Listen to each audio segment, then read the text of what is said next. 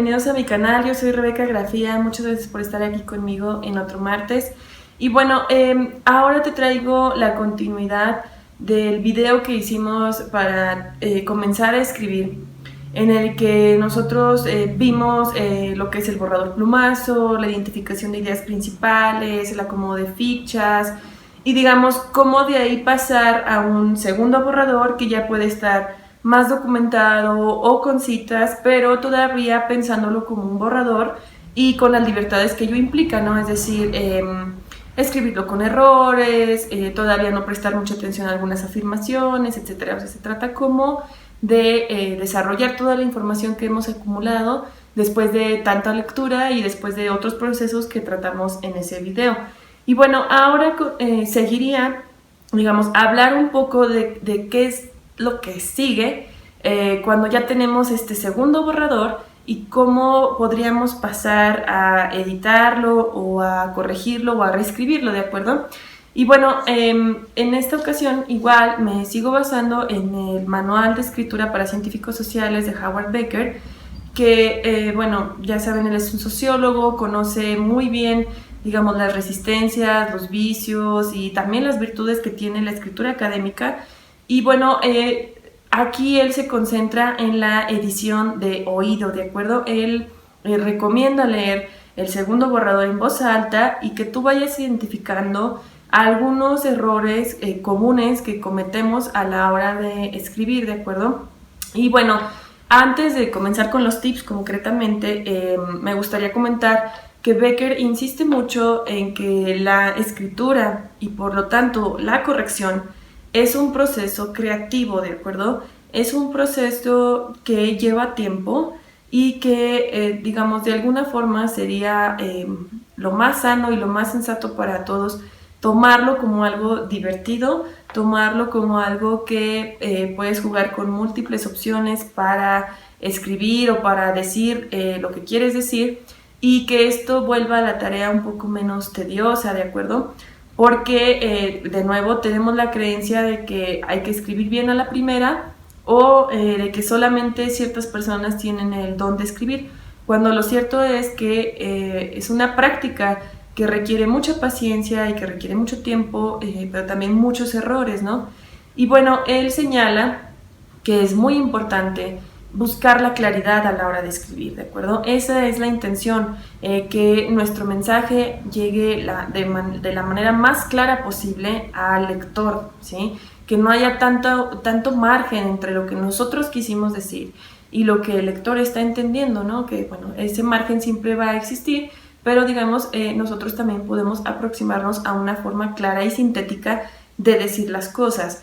Y por lo mismo, él también dice que es muy importante que leamos otro tipo de textos o de discursos fuera de nuestra área académica o de nuestra especialidad para, digamos, darnos cuenta de que hay muchas formas de decir las cosas y también de que hay muchas acepciones para las palabras y que, digamos, llegar a que nosotros enriquezcamos nuestro vocabulario, nuestro entendimiento para después poderlo transmitir a la hora de la escritura, ¿no? Porque él dice, lo cierto es que para los académicos cuando los critican o cuando critican su prosa concretamente, hay mucha resistencia, ¿no? Casi siempre se escuchan frases como, bueno, es que yo no tengo el don de la palabra o se trata de un texto académico, no literario, y bueno, las críticas a la prosa pasan a segundo plano y de nuevo nosotros volvemos a cometer como los mismos errores a la hora de escribir porque, digamos, nosotros queremos que cierta comunidad especializada avale nuestro trabajo, nuestro discurso y nos empapamos de su forma de escribir, intentamos escribir de la misma manera, etc.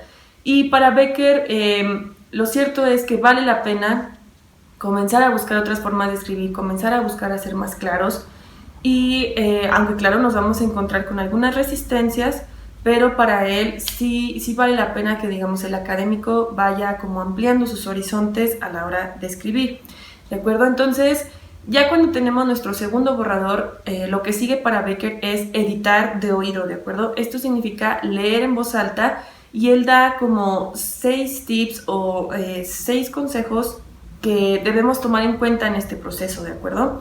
Y bueno, vamos con el primero.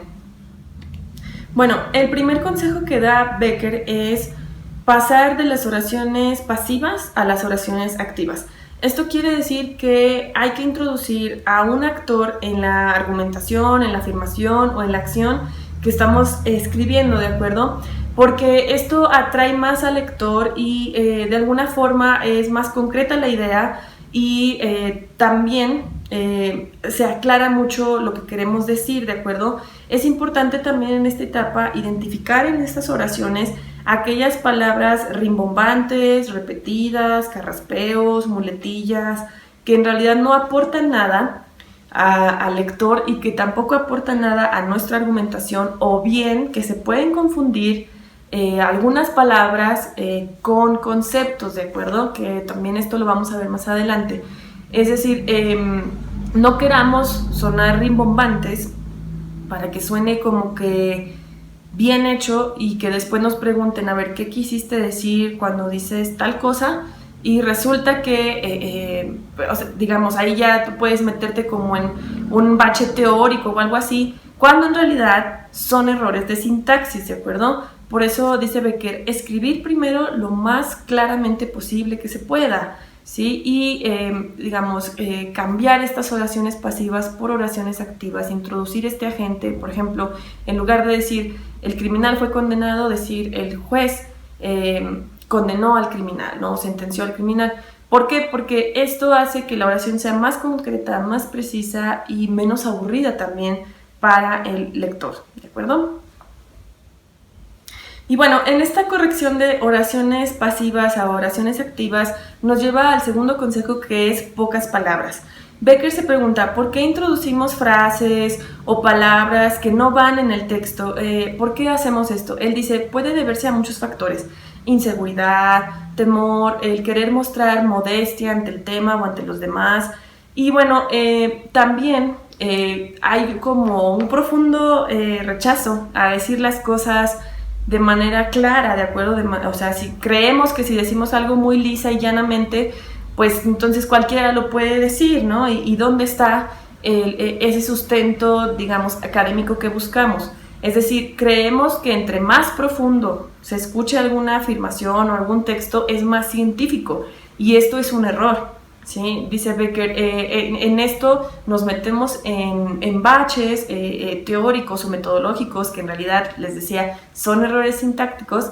Y bueno, lo que tenemos que hacer, dice Becker, es preguntarnos si lo que tú escribiste, o sea, yo escribí tal cosa, ¿puedo decirlo con menos palabras? Sí, sí puedo. Entonces hay que corregirlo, ¿de acuerdo? Y hay que buscar la forma de decirlo de la manera más clara y más sintética posible. El tercer consejo que nos da Becker es evitar la repetición. Les voy a leer un ejemplo. ¿Sí? Se trata aquí de, digamos, evitar las reiteraciones que no son necesarias y que solamente distraen o confunden al lector, ¿de acuerdo? Por ejemplo, un banco se ve diferente cuando está habitado por encargados de limpieza que cuando está habitado por bancarios. Está habitado es lo que está repetido, ¿no? Entonces, si nosotros eliminamos este segundo está habitado, tenemos una oración más concisa, ¿de acuerdo? Y bueno, así ir buscando esas repeticiones oración por oración en nuestro texto. El cuarto consejo que nos da Becker es pensar en la estructura y el contenido, ¿de acuerdo? La estructura sí va a afectar el argumento. Esto ya lo habíamos hablado desde el borrador plumazo, cuando nosotros con las fichas identificamos que podíamos decir lo que queríamos decir de muchas maneras, ¿no? Entonces, que tú pienses en el orden en el que está estructurado tu texto, ¿de acuerdo?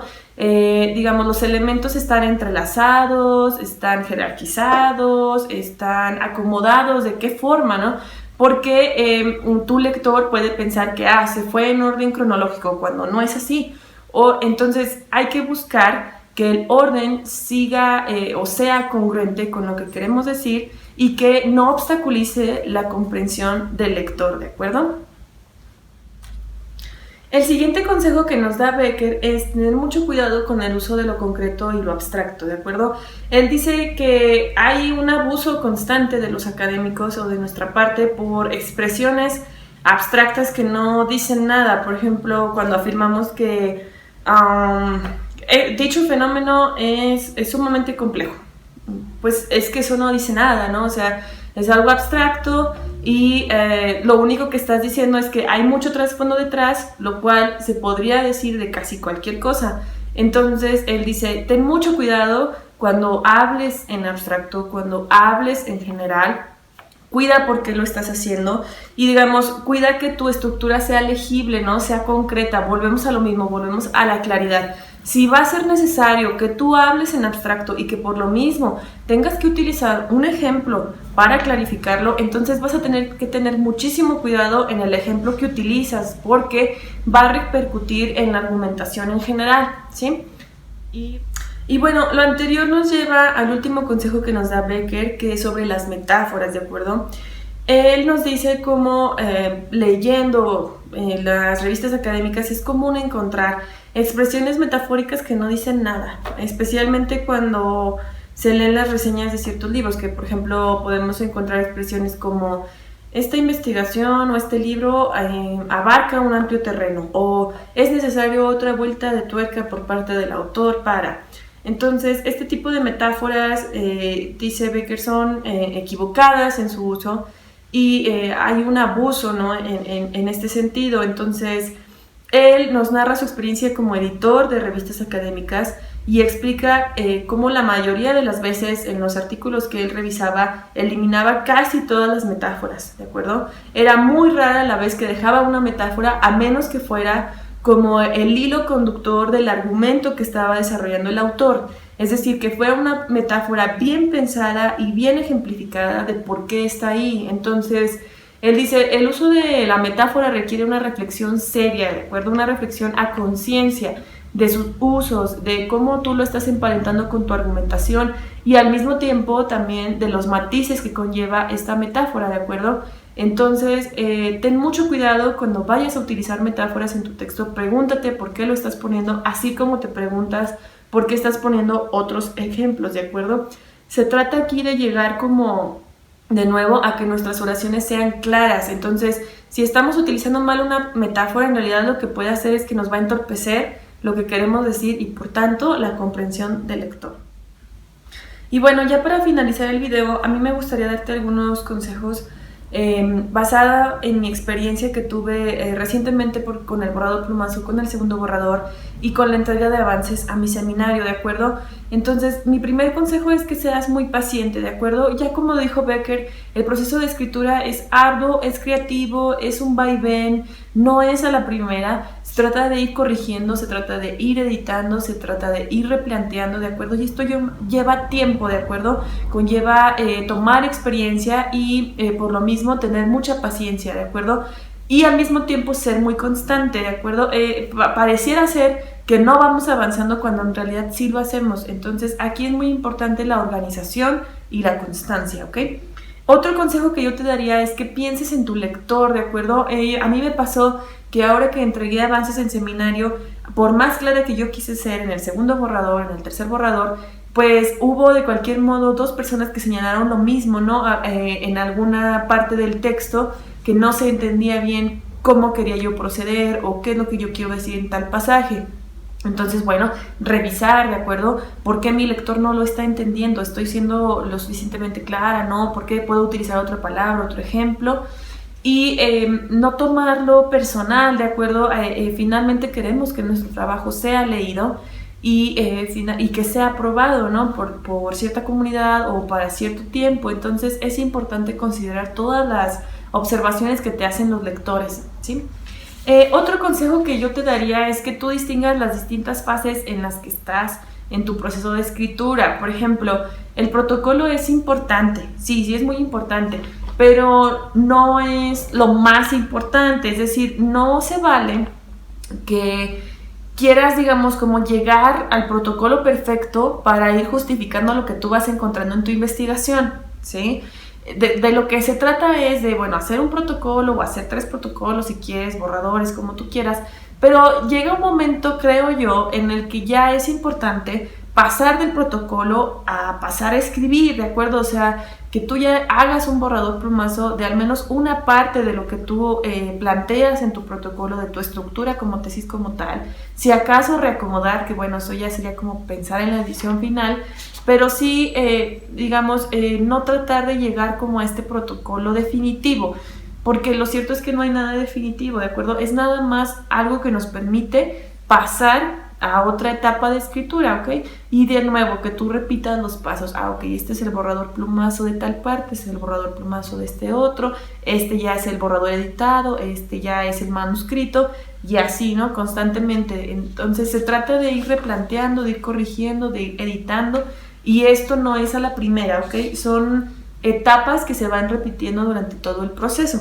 Y bueno, mi último consejo es que vayas por partes. Por ejemplo, yo ahorita te voy a compartir los textos que yo hice, el borrador plumazo, y te voy a compartir cómo quedó el segundo y tercer borrador que yo hice. Bueno, el segundo lo corregí, el tercer borrador fue lo que entregué, y te lo voy a compartir, ¿no? De acuerdo, para que tú veas cómo pasé del borrador plumazo a un borrador.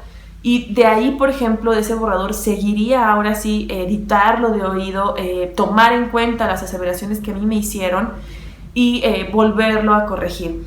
Pero no va a ser una versión final de nada, o sea, yo todavía no lo estoy tomando como parte de la tesis, sino que son aproximaciones, ¿de acuerdo? Son ensayos que a mí me están permitiendo como estructurar, reestructurar, encontrar, y claro, al mismo tiempo ir avanzando en mi proceso de escritura, que ya formará tal vez parte del corpus final de la tesis, pero no todavía, ¿de acuerdo?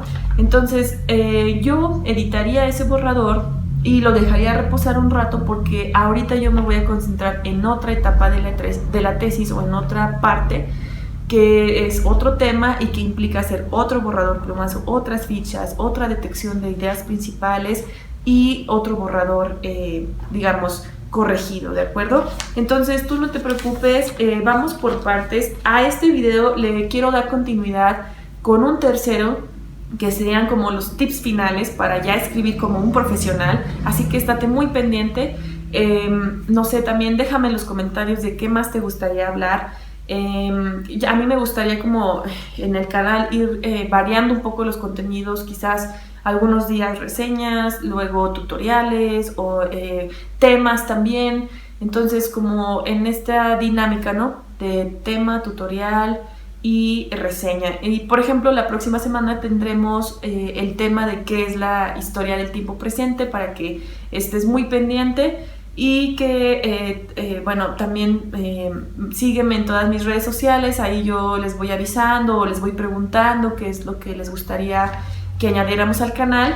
Y bueno, pues no me resta más que agradecerles también, porque ya casi somos 200 en el canal, estoy muy contenta, y por lo mismo también estate muy pendiente, porque ya tengo los giveaways, así que pronto estaré anunciando la dinámica. En esta ocasión son 3 regalos, ¿de acuerdo? Bueno, pues muchas gracias por ver este video y nos vemos el próximo martes.